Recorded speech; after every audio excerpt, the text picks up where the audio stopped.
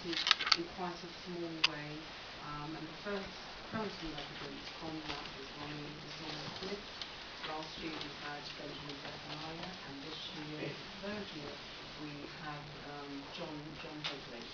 As part of what we've been doing for the festival, we have created an anthology. So the first year, this is the anthology. It's written in water, and it includes poems from the poet in residence, and then poems submitted from those who participated in any of the workshops during the festival, and in fact during the 6 months of the residency for that poet. And there's no age limit. You can be 6 and have your poem, submit a poem and have it in here, or you can be 110. It doesn't matter. There's different names. The title from this one, Written Water, came because John Keats, who died at the age of 25, felt that he would not be remembered in any way, and he had written on his grave, not his name, but the words, "Here lies one whose name is writ in water," therefore it would be remembered. But of course we do remember him, and this museum continues to keep his name alive. He actually only lived in the house for a couple of years. He didn't own it. He was just staying with a friend who was giving him some shelter. So that's the history of the anthology. And of course, I'm really pleased to see everyone here for Sweet Beats for Keats. And Sweet Beats for Keats anthology I edited with Mr. Zephaniah, Mr. Benjamin Zephaniah, and it has his poems that he wrote during his residency with the school groups that he took, the poetry parties, and this year we included photographs from the actual festival as well. And one of the special events we had with Benjamin Zephaniah was the poetry roast, where we invited poets to come along and basically write a poem that just to sort of insult and offend, the idea of a roast. And at least one person said, "I can't do it, Maureen. He's so nice. I can't offend him." But we got some nice things from that, and that's included. And the anthology itself is divided up into, well, we looked at all the poems and the themes. Generally, the themes were the house, of course, the people who visited the house, the children, and finally the poetry roast. And Sweet Beats for Keats comes from a tiny poem of Benjamin's which introduces the children's section. I'm not even going to try and read it. Please read it, because it can only be done in his particular style. And so I'm going to leave it for the first time you hear it will probably be Benjamin reading it. He cannot be with us today because he is in fact in China. And the last time I communicated with him about a week ago, he was somewhere high up on a mountain top in China, and he had 3 minutes of internet access. But I know that he'd be really pleased that you're here, and he continues to come to the house and to do different things with us. So I'd like to read one of his poems before I introduce you to Monsieur Alexander de Great. Journeys. We came from north, we came from south, we came from far and round about. We came from highs and really lows. We came from where some folk won't go. We came from east, we came from west. Some came after they flew the nest. Now look at us, we have no fear, for it was Keats that brought us here. We came from homes, some had no homes.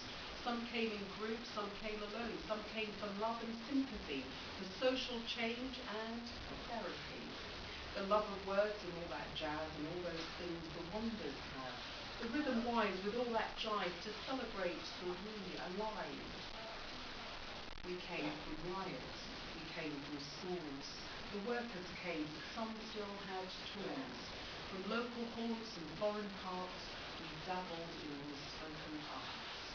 For sure we bit forbidden fruits, for sure we did expose home truths. We took those journeys with no fear, for it was keats that brought us here. Thank you. So ladies and gentlemen, great pleasure, Mr. Thank you. Alexander. Good afternoon, everybody. We haven't discussed an order in which people wish to get up and do things. So, if you feel that you don't, if I call your name and you really think you don't want to start, I'll understand. But I hope that you will feel okay about it. In fact, before we do that, I will do a calypso, spoken, one of mine, just to sort of warm up. I mean, Maureen did the opening, obviously, but I think to be here as MC is fine, but you should perhaps see at least one of my pieces just to know where I'm coming from. So, I thought, without any particular reference, I'm going to do a song called Remembering Slavery. This was written in 2007 when I was listening to the radio, and what's his name now? Oh gosh. The guy who was, I can never remember his name because he doesn't impinge very much. He's Foreign Secretary now, is he? William Hague. William Hague was waxing lyrically on about Wilberforce. So I wrote this thing. History seeks to elevate people like Wilberforce. He had the slave trade act abolished, we know of course. But give credit to those of the African race, to Santan Equiano with no amazing grace. Haiti was the jewel in the Caribbean crown. Napoleon fought Louverture, but could not bring him down. And Gustavus Vassa wrote a true slave story. So how come it's this English politician gets the glory? This is a year for remembering slavery. Yes, it is the history of Europe that is most unsavory. Not only politicians, but black people's bravery is what brought about the ending of slavery. Now, during slavery, when World War II ended, the French liberation was marked by a victory parade for the nation. The ruling powers met and made a decision. Paris would be freed by an all-white division. 60% of their army was African, 250,000 Algerian and Moroccan. But Churchill and Eisenhower agreed to the plan. France would not be saying thanks to any black man. No. This is a year for remembering slavery. Whoa, yes it is. The history of Europe that is most unsavory. Not only politicians, but black people's bravery is what brought about the ending of slavery.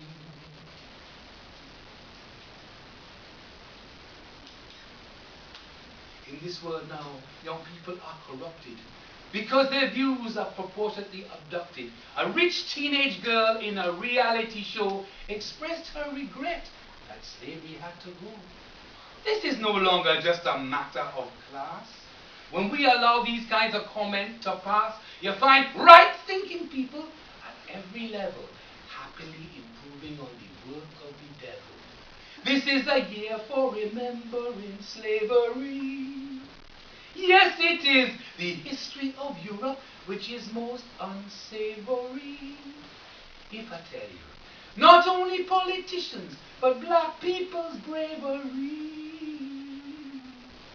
is what brought about the ending of slavery. Thank you.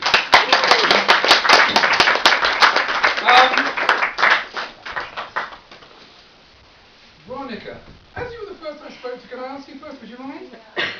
You don't mind, thank you very much. Ladies and gentlemen, please I would like you to welcome and give a big welcome to Veronica Beedham, who's from Wallingford in Oxfordshire. She won the Troubadour Prize last year, 2011, and through teaching poetry and poetry appreciation, she decided eventually to dip her toe in the hot water and did a U-turn and to feel the pressure of producing poetry. Please welcome Veronica Beedham.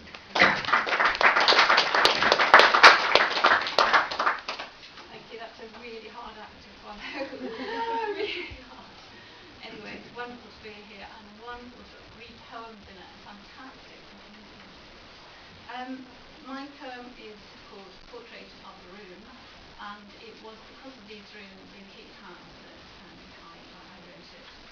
And the epigraph is from a writer called Gaston Bachelard, who's French, and he says, "We write a room, read a room," which I think is really interesting, which is suggesting that a room is kind of a mental space rather than kind of just a physical space. Okay, Portrait of a Room. The time when dusk turned to neon night. The room, uneasy, as out-of-key piano notes, struck in some mute interlude, where alone together we sit, looking away from ourselves, sealed in ochre walls, like characters in books. We could go out, they say. Beyond the shutters, night is hot with the clamour of other lives. He turns the page. We're as far apart as continents. Outside, someone somewhere plays the blues. The window broods over the thick dark. Thank you. Thank you, Veronica. Thank you very much. John, how do you feel about getting up now? John Wilkes? Yes? Thank you very much. Please welcome John Wilkes, who hails from Greenwich. John rather self-deprecatingly says he dabbles in writing poetry, no prizes, no publications, except a poem in one of each of the two key